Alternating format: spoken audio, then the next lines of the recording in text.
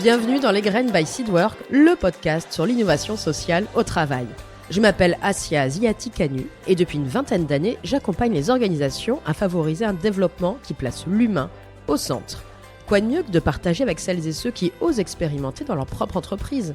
3 fois par an, je vous propose une mini-série sur un thème d'innovation sociale choisi parmi une longue liste. Le temps de travail, le management, la qualité de vie et conditions de travail ou encore les espaces de travail. Rendez-vous donc chaque mois pour découvrir un nouvel épisode de la mini-série sur vos plateformes d'écoute préférées. Apple, Spotify, Deezer, YouTube et sur mon blog Les Graines by Seedwork, accessible depuis mon site internet www.seedwork.fr. Je vous propose de démarrer l'année 2025 avec une toute nouvelle série dédiée à l'égalité professionnelle femmes-hommes, et plus particulièrement sur les parcours des femmes. Les inégalités sont encore nombreuses pour évoluer professionnellement entre les femmes et les hommes. Pourtant, les obligations réglementaires ne manquent pas, mais les stéréotypes de genre et le sexisme, parmi tant d'autres aspects, ont encore un véritable impact au quotidien dans les entreprises. Alors, comment se mobiliser face à ces enjeux d'égalité professionnelle et quelles actions mettre en place ? Dans cette série, allez à la découverte de points de repère et de retours d'expérience pour vous donner envie d'agir. Et je remercie chaleureusement la BRED qui soutient la réalisation de cette série, soutien tout à fait en phase avec ses valeurs coopératives et d'innovation sociale. Pour ce dernier épisode de la série, j'ai le plaisir d'interviewer Lisa, juriste au sein de l'AVFT, l'Association européenne contre les violences faites aux femmes au travail. De quoi parle-t-on quand on évoque les VSS, violences sexistes et sexuelles ? Lisa nous éclairera sur le cadre légal de ce phénomène, encore trop présent, mais qui fait l'objet de si peu d'actions de prévention, ainsi que le regard de l'AVFT sur les évolutions passées et les actions possibles pour mieux prévenir les VSS. Bonjour Lisa, pourrais-tu te présenter ainsi que l'AVFT ? Bonjour, je suis Lisa, je suis juriste au sein de l'AVFT Libres et Égales. AVFT, c'est pour Association européenne contre les violences faites aux femmes au travail. On est une association féministe qui a été créée en 1985 et qui lutte spécifiquement contre les VSS commises dans le cadre du travail. Les VSS, du coup, est-ce que tu peux juste dire ce que c'est pour nos auditeurs auditrices ? Les VSS, c'est les violences sexistes et sexuelles. Nous, on accompagne spécifiquement les femmes qui ont été victimes de violences sexistes et sexuelles dans le cadre du travail. Donc, ça va être les femmes qui sont salariées, les femmes qui sont agentes de la fonction publique, donc qu'elles soient contractuelles ou titulaires. Mais en fait, à la VFT, on entend la notion de travail de manière large. Et donc, on accompagne également les femmes qui sont auto-entrepreneuses, en profession libérale, celles qui sont étudiantes, alternantes, stagiaires, service civique. Mais en fait, on va accompagner aussi les femmes qui ont été victimes d'une personne qui, elle, était en situation de travail. Et donc, on va accompagner aussi les adhérentes d'associations ou de partis politiques, les patientes qui ont été victimes de médecins et de professionnels de la santé, parce que eux sont en situation de travail, mais également les victimes de violences sexuelles qui ont été commises par des policiers au cours de leur service. Donc ouais, un champ d'accompagnement et d'intervention assez large. Et vous êtes combien dans l'équipe ? Alors, on est une petite équipe de 5 salariés. On est toutes juristes chargées de mission, mais il y a plein d'autres personnes et militantes qui gravitent autour de l'association, des partenaires, comme des avocates spécialisées avec qui on a l'habitude de travailler, d'anciennes salariées, d'anciennes membres du CA, du conseil d'administration, qui peuvent aussi venir nous aider, et toute une équipe de bénévoles qui est là autour de nous. Et justement, en quoi ça consiste vos missions pour aider à agir contre les VSS ? Alors, l'AVFT, c'est l'association experte sur la lutte contre les VSS au travail, et on a 3 missions principales. La première et la plus importante de notre travail, ça va concerner l'aide aux victimes, l'accompagnement des victimes. Donc, on écoute, on oriente, on accompagne, on informe, en particulier sur les aspects juridiques. Et pour ça, on a 2 demi-journées d'ouverture par semaine d'un accueil téléphonique où les victimes peuvent nous appeler, nous saisir. On va faire un entretien juridique où on va délivrer des informations juridiques spécifiques sur leur situation. On va pouvoir les aiguiller sur la rupture du contrat de travail, les obligations de l'employeur, voir avec elles tout ce qui va relever de la preuve, par exemple. Et dans le cadre de cette mission-là aussi, on va pouvoir, dans certains dossiers, se constituer partie civile dans la procédure pénale et intervenir aussi volontairement devant le Conseil des prud'hommes au soutien des victimes, de leurs prétentions, et apporter toute l'analyse de la VFT sur les VSS dans le monde du travail, les rapports de pouvoir, etc. Ça, c'est la première grande mission de la VFT. Et à côté de ça, il y a une seconde mission qui concerne la formation, parce que la VFT est également un organisme de formation. Et donc, on donne des formations et des sensibilisations au sein des collectifs de travail. On essaye de former en priorité les personnes qui sont ressources à l'intérieur de la structure de travail. Donc, ça va être le CSE, le CST, les personnes en charge d'un mandat RHS, tout ce qui va être les membres de cellules d'écoute, de cellules de signalement. RHS, c'est pour les référents harcèlement sexuel, c'est ça? C'est ça, c'est, les personnes qui sont, donc qui ont un mandat RHS, référent harcèlement sexuel, plutôt côté, CSE. En fait, on peut former aussi, bah, l'ensemble de l'équipe salariée, comme aussi l'ensemble, de l'équipe, dirigeante, encadrante, les managers et la VST va aussi pouvoir former des personnes, ressources externes, comme les services de santé au travail, la médecine du travail. On intervient aussi, plusieurs fois par an pour former, des structures de santé au travail, mais aussi les syndicats. La VFT va aussi pouvoir venir, former les syndicats. Donc, un champ d'action, qui est assez large et beaucoup d'acteurs Ouais, finalement, avec lesquels vous travaillez, auprès desquels vous exactement. Ouais. intervenez. Ouais. Quelle vision, vous avez aujourd'hui des VSS et de leur évolution? Et d'ailleurs, ça va être intéressant, qu'est-ce qui fait que la VFT a été créée, il y a 40 ans, c'est ça? Vous avez 40 ans d'existence. C'est Quelle ça. était l'origine, voilà, qui a fondé la VFT Mmh. et quelle vision vous avez de l'évolution des VSS aujourd'hui? En effet, du coup, la VFT, elle a été créée il y a 40 ans, donc créée en 85, à l'origine par, 3 femmes, dont l'une d'elles qui, en fait, était victime d'harcèlement sexuel dans le cadre de son travail et en fait, elles se sont rendues compte qu'à l'époque des faits, donc en 85, l'harcèlement sexuel n'était pas réprimé. Il n'existait pas de loi, en fait, qui punissait ce comportement-là et elles se sont donc un peu solidarisées autour de cette question-là pour, faire évoluer la loi française, pour combler le vide juridique qu'il y avait et en fait, c'est comme ça qu'est créée la VFT et ça rejoint du coup, un peu la troisième mission qu'on a qui est de plaidoyer politique, d'intervention auprès des acteurs et des institutions publiques pour faire, évoluer le droit. D'accord, oui, c'est le troisième pan, de vos missions sur les faire évoluer via des jurisprudences le cadre, juridique finalement sur les VSS. C'est ça, ça va être aussi la VFT qui pourra être auditionnée dans le cadre, de commissions d'enquête spécifiques. Il y a quelques années, la VFT avait été auditionnée, par l'Assemblée nationale sur la commission d'enquête sur le cinéma, mais ça peut être, voilà, plein d'autres choses, où la VFT va pouvoir intervenir, dans les ministères, auprès de la défenseure des droits, par exemple, pour donner, son expertise. Et concrètement, quand on parle de VSS, de quoi, voilà, de quoi il s'agit? En quoi ça consiste? Où est-ce que ça commence et quels sont les différents degrés ou en tout cas, aussi les différentes, obligations et sanctions auxquelles s'exposent les entreprises? Du coup, la VFT, de par son champ d'action, ça va concerner 5 infractions, qui sont 5 infractions spécifiquement, à caractère sexiste et sexuel et ça va être l'agissement sexiste, le harcèlement sexuel, l'exhibition sexuelle, l'agression sexuelle et le viol. Et donc, c'est vraiment ces 3 infractions-là pour lesquelles la VFT pourra intervenir et outiller et aider les victimes. L'harcèlement sexuel, juridiquement, c'est le fait d'imposer à une personne, de façon répétée, des propos ou des comportements qui sont à connotation sexiste ou sexuelle et qui soit portent atteinte à sa dignité ou qui soit créent une situation intimidante, hostile ou offensante. Donc concrètement, le harcèlement sexuel, par cette définition, il implique une répétition. Donc une répétition minimum 2 fois. Il n'y a pas de délai minimum ou maximum entre les 2. Ça peut être 2 fois, 10 minutes après, 1 heure après, 1 semaine après, 1 an après, peu importe. Le tout, c'est qu'il y ait un caractère de répétition. Mais dans certains cas, il y a, ce qu'on va appeler une dérogation à cette condition de répétition, parce que la jurisprudence a créé ce qu'on a appelé l'acte unique d'harcèlement sexuel. Et en fait, l'acte unique, c'est un seul propos, un seul acte, qui atteint un certain seuil de gravité et où les juges, du coup, vont considérer que ce propos ou cet acte est tellement grave que même s'il n'a pas été répété, c'est quand même de l'harcèlement sexuel. Donc voilà l'importance de l'évolution de la jurisprudence pour finalement, bien Exactement. caractériser, enfin essayer de caractériser suffisamment, je dirais. Donc ça, c'est la définition du harcèlement et quelle différence on fait entre, le harcèlement sexuel et l'agissement sexiste? Alors, l'agissement sexiste, lui, il est prévu, par le code du travail. Il n'est pas prévu dans le code pénal, par exemple, il est vraiment spécifiquement prévu dans le code du travail, donc au sein des relations de travail, au sein de tout contrat de travail, de toute relation de travail et l'agissement sexiste, il dit que, c'est tout agissement lié au sexe d'une personne qui a pour objet ou pour effet l'atteinte à sa dignité et le fait de créer un environnement intimidant, hostile, offensant. On retrouve un peu la même énumération et en fait, la notion du coup juridique d'agissement sexiste, en fait, elle vient sanctionner la notion même de sexisme en entreprise et le fait de tenir des propos liés au sexe d'une personne, et donc de tenir des propos sexistes en entreprise, et bien, en réalité, c'est interdit. Par exemple, une collègue qui dit à son collègue parce qu'il a mal, par exemple, réalisé, une tâche et que peut-être ça l'énerve un peu et que très justement elle s'énerve contre lui, par exemple, mais de manière très cordiale et cetera.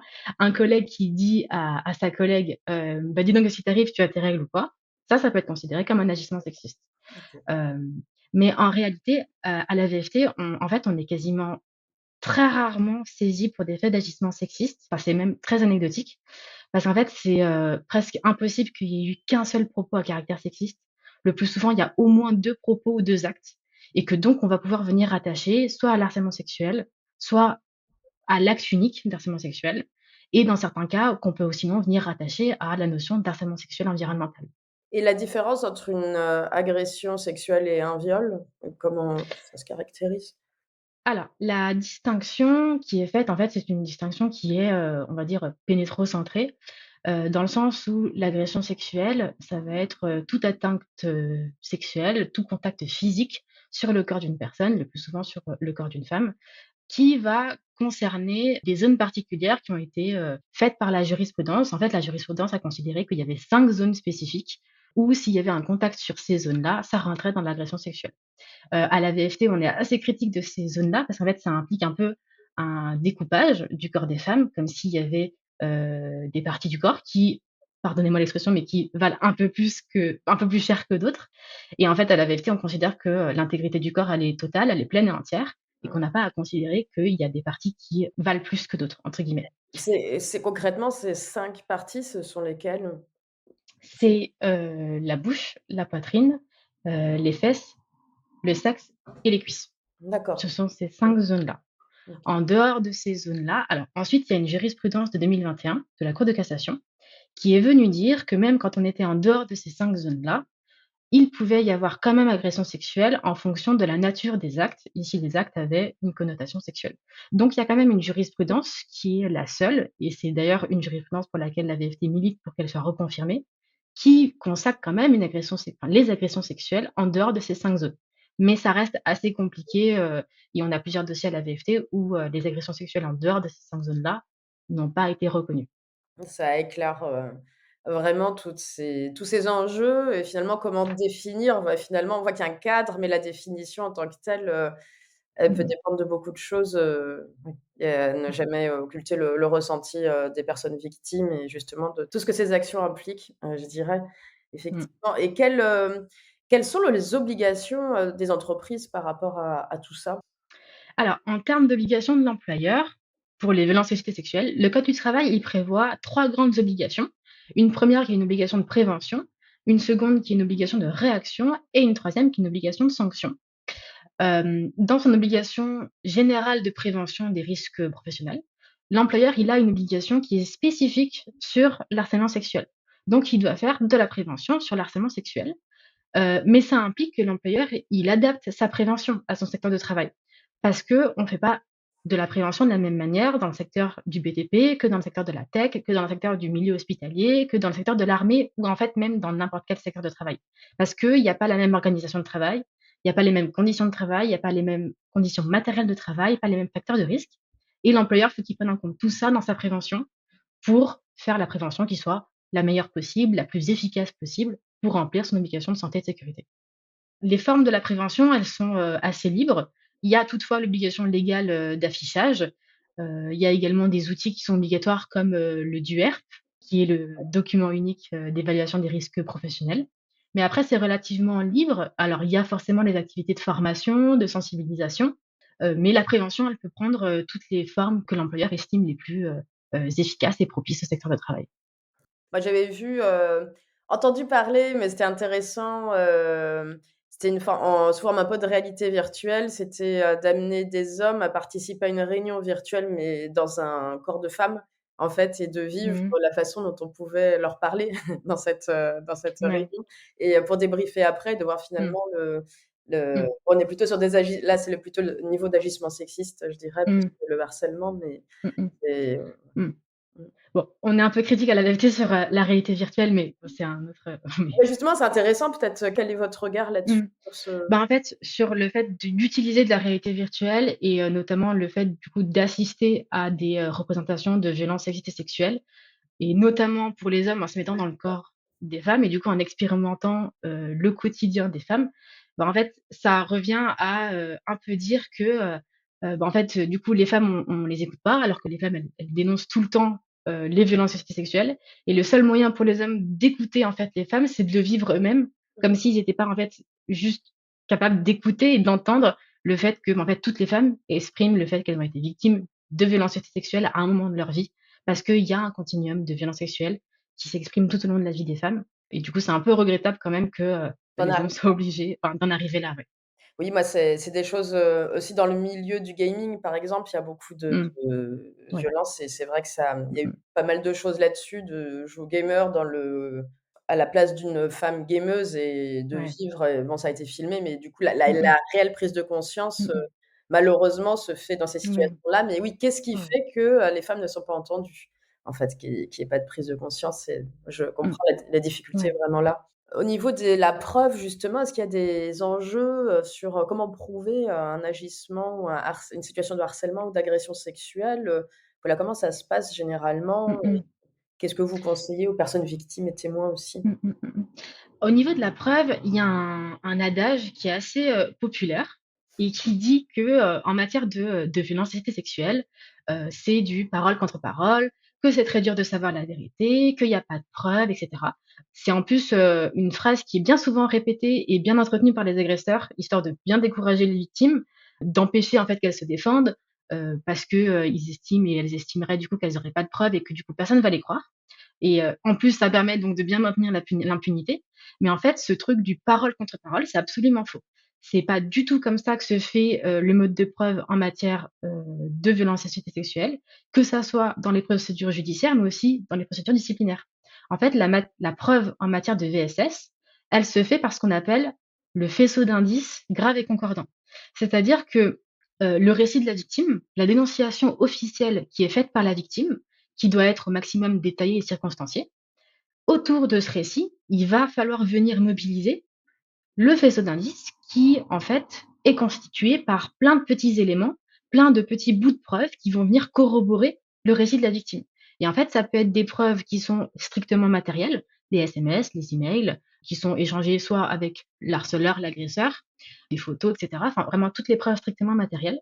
Mais ça peut être également tout ce qui relève des éléments de santé, le dossier médical même à la médecine du travail. Ça peut être les attestations des professionnels de santé, les ordonnances, etc. Ça peut être également les témoignages indirects de proches, de collègues. Donc les témoignages indirects, les personnes qui n'ont pas assisté strictement aux violences, mais qui ont reçu les confidences de la victime, qui ont vu l'état dans lequel elle était, par exemple. Et ça peut être ensuite toute trace de démarche, le fait que la victime a saisi la VFT, le fait que la victime soit allée voir l'inspection du travail, qu'elle soit allée voir une avocate, qu'elle soit allée dans une maison de justice, par exemple. Et donc, c'est vraiment toutes les preuves qu'il est possible d'avoir. Et en fait, c'est comme ça que se fait la preuve des VSS devant les juges. Et ça vaut pour toutes les procédures, donc pénales comme prud'homales, mais aussi pour la procédure disciplinaire dans le cadre de l'enquête interne. Oui, parce que finalement, une victime, elle peut, aller dans ces 2 cadres-là, côté prud'homal et côté pénal également? C'est ça. En fait, c'est 2 procédures qui sont, totalement indépendantes et en fait, l'harcèlement sexuel, mais les violences sexuelles de manière générale, elles sont réprimées tant dans le code pénal que dans le code du travail et en fait, la victime, elle peut décider de faire la voie pénale, donc de faire un dépôt de plainte, comme elle peut décider de pas le faire et de, uniquement se saisir de la voie, prud'homale, par exemple. Et justement, l'employeur, dans le cadre de son obligation de réaction, quand il a, connaissance d'une situation de VSS dans le cadre de son travail, il ne peut pas conditionner son obligation de réaction au fait que, la victime, elle a pas déposé plainte ou alors qu'il faut attendre les suites de l'enquête ou alors même dire: «Ah bah madame, vous avez, déposé plainte, mais l'enquête, elle a été classée sans suite, donc je peux rien faire». C'est totalement indépendant, ça n'a, rien à voir et c'est vraiment 2 procédures complètement différentes qui répondent même à des objectifs et des buts différents. Et quand, une personne est témoin, comment réagir et quoi faire finalement? Sur les témoins, en fait, on observe de manière générale qu'il y a un gros manque d'informations pas que de la part des victimes, mais qu'il y a un gros manque d'informations un peu un peu de tout le monde sur les droits, sur ce qu'elles peuvent faire. Et en fait, c'est un peu le but de la prévention, de la formation, justement pour que il y ait le plus de personnes qui soient formées à l'identification, à la qualification juridique des faits quand c'est possible, mais qui aussi savent adopter une posture d'écoutante et de recueil de la parole de la victime. Mmh. Et qui pourront donc commencer à aider la victime à identifier un peu aussi, pourquoi pas, les éléments du faisceau d'indices. Le tout, c'est de toujours respecter la volonté de la victime, Mmh. de respecter sa temporalité, de ne pas insister pour qu'elle dépose plainte, qu'elle saisisse l'employeur, qu'elle aille voir telle ou telle personne ressource. Il faut vraiment faire avec les victimes, ne pas leur imposer une quelconque procédure parce que, en fait, au final, ce sera elle qui subira la procédure à un moment où c'était peut-être pas forcément le moment le plus adapté pour elle. Et en fait, insister et forcer pour qu'elle aille faire telle et telle démarche, ça revient en fait, une fois de plus, à lui retirer tout pouvoir de décision et à lui retirer toute agentivité. Oui, donc pouvoir être, à l'écoute, Mmh. s'adapter à sa temporalité, être soi-même, formé, sensibilisé. Donc on voit C'est que ça, cette notion d'obligation de prévention, c'est finalement un peu le trou dans la raquette aujourd'hui dans les entreprises qui n'ont pas trop mmh. investi cette obligation-là, quoi. C'est ça, qui les employeurs qui du coup se saisissent pas de l'obligation générale de prévention et de l'obligation spécifique de prévention de harcèlement sexuel. Concernant les témoins ou les personnes qui du coup souhaiteraient aider les victimes, ce qui est possible de faire, c'est de consulter pourquoi pas le site internet de la VFT. Dans la rubrique boîte à outils, il y a beaucoup d'outils qui peuvent venir outiller les victimes. Il y a toutes les fiches juridiques thématiques que la VFT a sorties qui sont très complètes et qui peuvent servir pour avoir des informations. Et il y a également tous les modèles de lettres que la VFT a mis à disposition, des lettres que la victime peut adresser à son employeur pour avoir les modèles, pour savoir un peu comment et où commencer. D'accord. Et voilà, Des ressources très précieuses pour, aider à entrer dans l'action, parce que finalement déjà vous pouvoir identifier, mettre des mots, décider d'enclencher une démarche et après comment se mettre en action et c'est quels ça. sont les on parlait d'obligation de sanction tout à l'heure, mais quelles sont les sanctions face à, ces différents niveaux d'actes? Alors, suite à l'obligation donc de réaction de l'employeur, mais également en fait toute personne qui a une délégation du pouvoir de l'employeur, a l'obligation de mettre un terme à la situation de VSS et donc d'ouvrir une enquête disciplinaire. Enquête disciplinaire qui doit être faite de manière, sérieuse, impartiale, contradictoire et à la fin de l'enquête disciplinaire, si elle conclut à l'existence d'une situation de violence sexuelle, l'employeur, il doit sanctionner l'auteur des faits. Et en fait, on a une jurisprudence de la Cour de cassation de 2017 qui est venue dire que le harcèlement sexuel était constitutif d'une faute grave. Donc ce qui signifie derrière un licenciement? Un licenciement pour faute grave, exactement. Oui, est-ce que c'est le cas? Est-ce que les entreprises appliquent cette jurisprudence ou pas forcément? Bah, on se rend compte que non, qu'il y a beaucoup d'employeurs qui estiment, par exemple, qu'une mise à pied disciplinaire, ça suffit pour sanctionner le harcèlement sexuel. En fait, ce qu'on se rend compte, c'est qu'est-ce que ça produit dans le cadre d'un collectif de travail, Mmh. qu'un salarié auteur d'harcèlement sexuel ou auteur d'autres violences sexuelles, réintègre le collectif. Qu'est-ce que ça veut dire pour les autres femmes salariées de ce collectif de travail que d'être exposées à quelqu'un qui a commis, à qui on a un peu juste tapé sur les doigts et qui va revenir dans le cadre du travail? Mais qu'est-ce que ça signifie aussi, par exemple, des employeurs qui veulent déplacer l'auteur dans un autre service? En fait, ça répond pas à l'obligation générale de santé et de sécurité qu'a l'employeur vis-à-vis de toutes ces travailleuses et de tous les travailleurs aussi dans ce cadre-là, travailleuse. Et c'est pour ça que la jurisprudence de 2017 sur le fait que le harcèlement sexuel est constitutif d'une faute grave, on est entièrement d'accord avec ça. C'est constitutif d'une faute grave qui doit donner lieu à un licenciement pour faute grave. Est-ce que l'employeur lui, risque aussi des sanctions s'il ne répond pas à son obligation de prévention ou ses différentes, obligations finalement? Parce qu'il y a l'auteur, de ces actes et l'entreprise en elle-même avec son obligation de santé sécurité. Oui, alors devant la procédure pénale, ça va être l'auteur des faits qui va être mis en cause, donc ça va être vraiment, la personne, qui aura commis les faits de violence sexuelle. Mais dans le cadre des prud'hommes, ça va être l'employeur qui va être, mis en cause, disons. Et en fait, le conseil des prud'hommes pourra venir sanctionner les manquements de l'employeur à ces différentes obligations et ça peut être notamment l'obligation de prévention, mais également l'obligation de santé et de sécurité, dont se distingue l'obligation de réaction et l'obligation de sanction si les prud'hommes considèrent que, l'employeur n'a pas réagi, il n'a pas sanctionné comme il le devait faire. Et par rapport au regard que vous avez aujourd'hui sur, toutes les victimes qui viennent vous voir, est-ce qu'il y a des secteurs en particulier qui sont plus concernés que d'autres? À t'entendre, effectivement, on comprend que c'est essentiellement, majoritairement, enfin très des femmes, finalement, même si la loi ne dit pas que c'est des hommes envers les femmes, mais dans les faits, c'est souvent dans ce sens-là que ça se passe. La loi, elle est, neutre. Elle dit rien sur, est-ce qu'il y a un groupe social qui est, désavantagé et qui subit majoritairement l'effet ou quoi que ce soit. La loi, elle est neutre. Après ce qu'on se rend compte du coup dans nos dossiers, c'est que, il y a pas de secteur de travail, qui soit exempté d'harcèlement sexuel ou de violences sexuelles. Tous les secteurs sont concernés. Exactement comme il y a pas de profil de victime type, il y a pas non plus de profil type d'harceleur ou d'agresseur. Mais du coup, ce qu'on constate, c'est que l'écrasante majorité des victimes d'harcèlement sexuel sont des femmes et sont des femmes victimes de la part d'hommes. On a quelques dossiers à la VFT où c'est des hommes qui sont victimes de violences sexuelles dans le cadre de leur travail, mais c'est des violences qui reposent sur d'autres rapports de pouvoir, d'autres rapports de domination qui sont bien spécifiques. Mais dans 99% des cas, les victimes qui nous saisissent sont des femmes. Est-ce que les situations qui vont relever d'actes homophobes, par exemple, ou sur la transphobie vont être aussi dans ce cadre-là où c'est vraiment différent?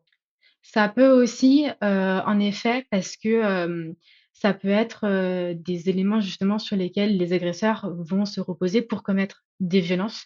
Donc, oui, tout à fait. Ça Ça pourrait. peut également, ouais, D'accord, ouais. très bien. Oui, oui, c'était un sujet, qui a à la fois tellement de facettes, voilà, c'est intéressant de lier différents phénomènes qu'on peut observer, par rapport à ce cadre-là. Et au niveau des formations, vous formez principalement qui, du coup, aussi bien les directions que les représentants du personnel, c'est ça? Mmh. Oui, c'est ça. Alors, ça va être en priorité, les personnes ressources. Donc on a la formation, qu'on fait à destination des référents harcèlement sexuel, qui est une formation qu'on fait, 3 fois par an, qui est, la formation la plus détaillée qu'on puisse faire et la plus complète qu'on puisse faire. Après, on intervient dans tout collectif de travail. On essaye de former autant une partie dirigeante qu'une partie salariale, pour vraiment que les 2 pans soient formés. On estime que ça a pas grand intérêt, par exemple, que la VST ne vienne former que, la direction. Il faut également que soit des personnes ressources, soit la cellule d'écoute, soit, celle de signalement, soit les RHS, le CSE, ou soit des salariés soient également formés si la direction l'est, histoire qu'il y ait une transmission de l'information. Oui, que vraiment, ce sujet-là soit vraiment, appréhendé de la même façon du point de vue du dialogue social de tous les acteurs internes de l'entreprise, quoi. Et tu parlais de sensibilisation, c'est de la formation et la sensibilisation, c'est un format plus court pour, tout le monde sache ce que c'est ça finalement? C'est ça. Alors nous, on distingue la formation et la sensibilisation, mais comme fait également la distinction le code du travail qui parle d'actions de formation et d'information. Sur cette notion-là, ce que nous on pratique et ce qu'on considère, c'est qu'il ne peut y avoir activité de formation que si la formation est de minimum 7 heures et tout ce qui est en dessous de 7 heures est considéré comme une action de sensibilisation. Oui, avec un apport moindre, mais peut-être moins de mise en pratique aussi, mais pour avoir vraiment ce niveau de Oui. connaissance, et qu'est-ce que tu conseillerais aux entreprises, qui n'ont pas encore, mis de politique volontariste, sur ce sujet, qui se questionnent, qui ont envie d'agir, mais qui savent pas trop, par où commencer ou comment faire? Bah, disons que c'est, une obligation, légale, en fait, en réalité. Donc, c'est une obligation à laquelle, en plus, les employeurs peuvent être condamnés.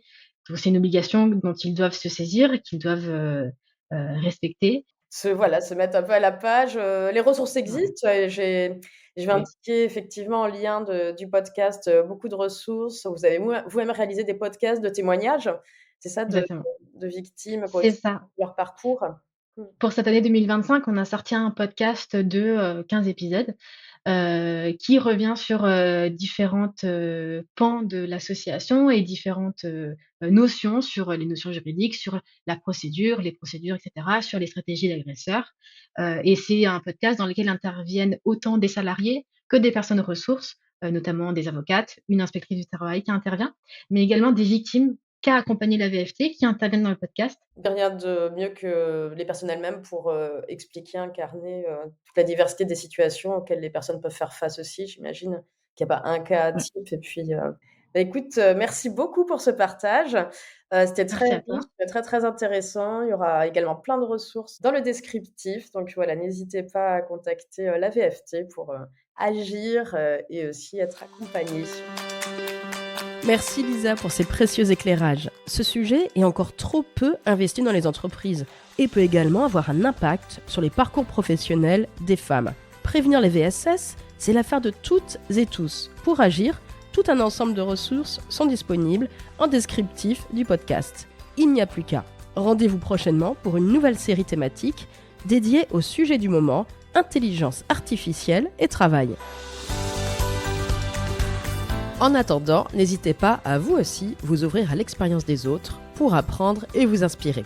Écoutez le podcast sur vos plateformes d'écoute préférées, Apple Podcasts, Spotify, Deezer, YouTube et sur mon blog Les Graines by Seedwork, accessible depuis mon site internet www.seedwork.fr. Vous pouvez également m'écrire à asia.ziaticanu@seedwork.fr pour me proposer des thèmes de série ou réagir sur la page LinkedIn Seedwork Conseil et Innovation. Je suis toute oui et impatiente.